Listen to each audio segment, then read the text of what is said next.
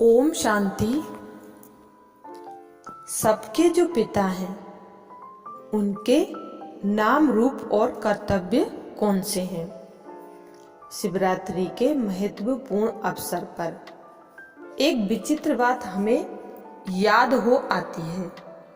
बात यह है कि भारत में स्थान स्थान पर शिवलिंग नाम से जो प्रतिमाएं बनी हुई हैं, उन्हें यहाँ आने वाले विदेशी भी देखते हैं और यहाँ के बहुत से लोग तो उसकी पूजा भी करते हैं, परंतु वे इस प्रतिमा के न्यारे रूप को देखकर और इसके त्रिभुवनेश्वर, मुक्तेश्वर, पापकटेश्वर आदि आदि नाम सुनकर यह नहीं सोचते कि यह विचित्र प्रतिमा किसका स्मरण चिन्ह है।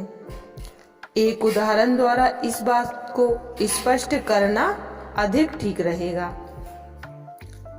दिल्ली में अगर आप एक बस में यात्रा करेंगे तो आप देखेंगे कि बस का कंडक्टर स्टॉप आने पर उच्च स्वर में यूं कहता है, किंग एडवर्ड पार्क, तिलक ब्रिज, राजघाट अथवा गांधी समाधि।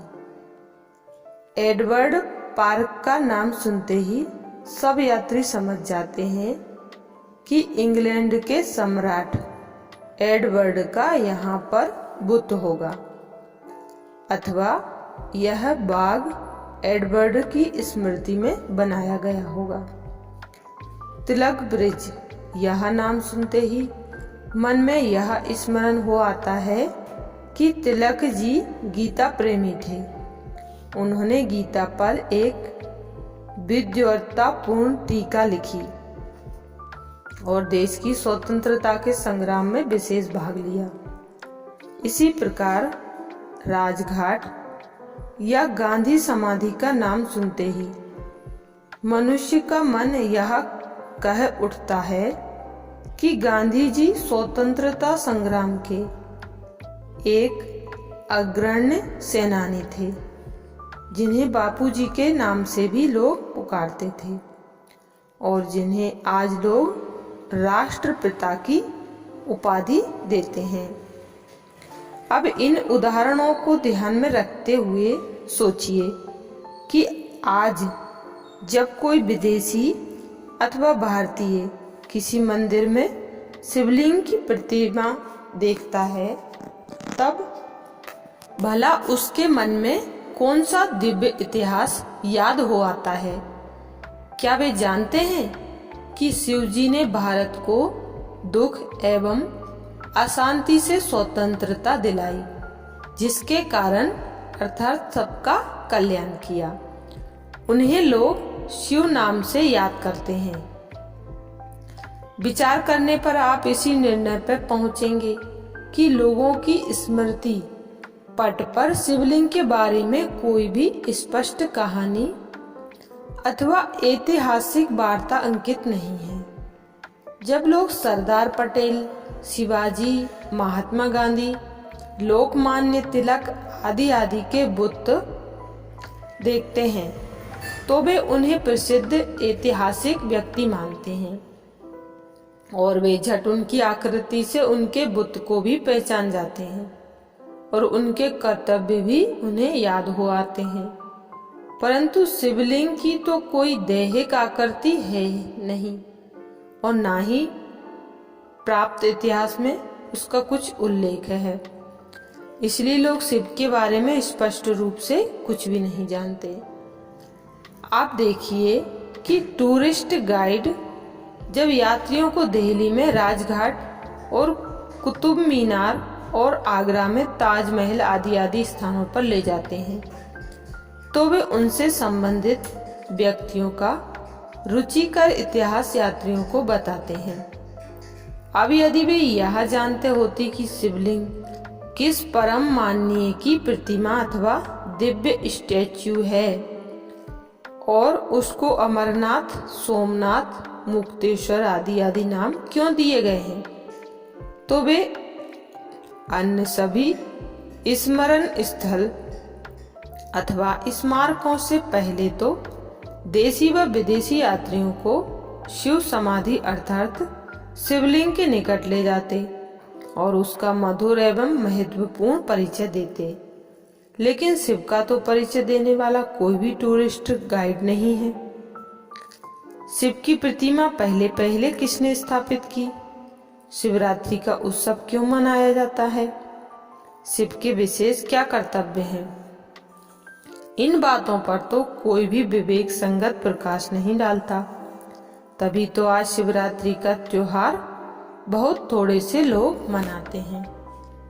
आइए अब जानेंगे हम परमात्मा शिव का परिचय क्यों जरूरी है।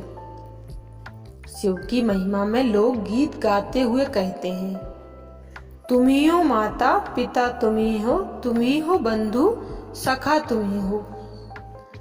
अब प्रश्न उठता है कि उस एक के साथ हमारे सभी संबंध कैसे हैं?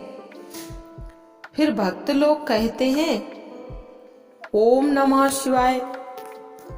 इससे स्पष्ट है कि शिव कोई सामान्य रूप से हमारा पिता नहीं है, बल्कि वह सबका परम पूज्य है। यदि कोई छोटा बच्चा अपने पिताजी के साथ शिव मंदिर के निकट से गुजरे और बच्चा शिवलिंग की ओर इशारा करते हुए पूछे, पिताजी यह क्या है? तो पिताजी जवाब देंगे, यह भगवान की प्रतिमा है, इसके आगे माथा टेको। परंतु जिस भगवान को त्वमेव मातास्य पिता कहते हैं, उसकी जीवन कहानी को न जानना यह कैसी विचित्र बात है।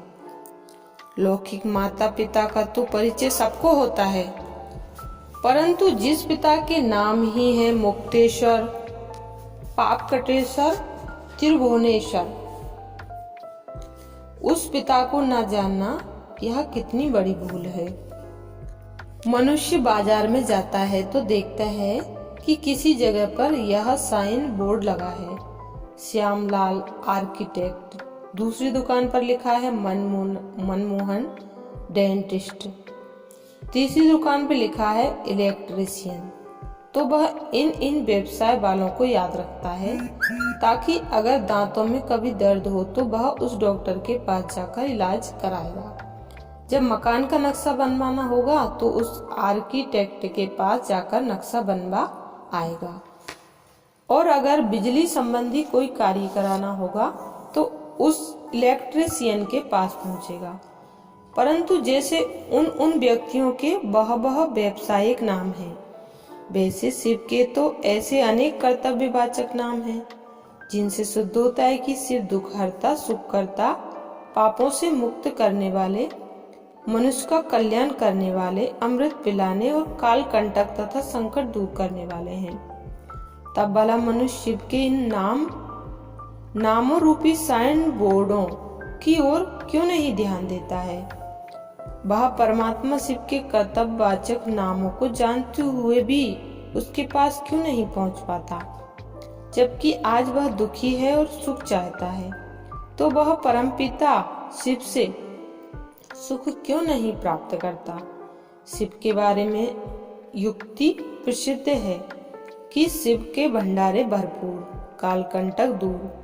तब मनुष्य अपने कालकंटक दूर करने और भंडारे भरपूर करने का यह उपाय क्यों नहीं करता?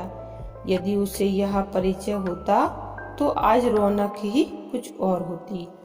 यदि उन्होंने उस कल्याणकारी परमपिता का हाथ पकड़ा होता तो आज भारत की यह दशा थोड़े ही होती। स्पष्ट है कि उसे यह ज्ञान ही नहीं है कि परमात्मा शिव कहाँ है और उनके पास कैसे पहुंचना है। अतः स्पष्ट है कि मनुष्य को परमात्मा शिव का परिचय प्राप्त करने की आवश्यकता है, ताकि उसके दुखों का अंत हो और उसे संपूर्ण सुखों की प्राप्ति हो। अच्छा, आज के वीडियो में इतना ही। आगे हम जानेंगे शिव नाम किसका है और शिवलिंग किसकी प्रतिमा है। अच्छा, ओम शांति।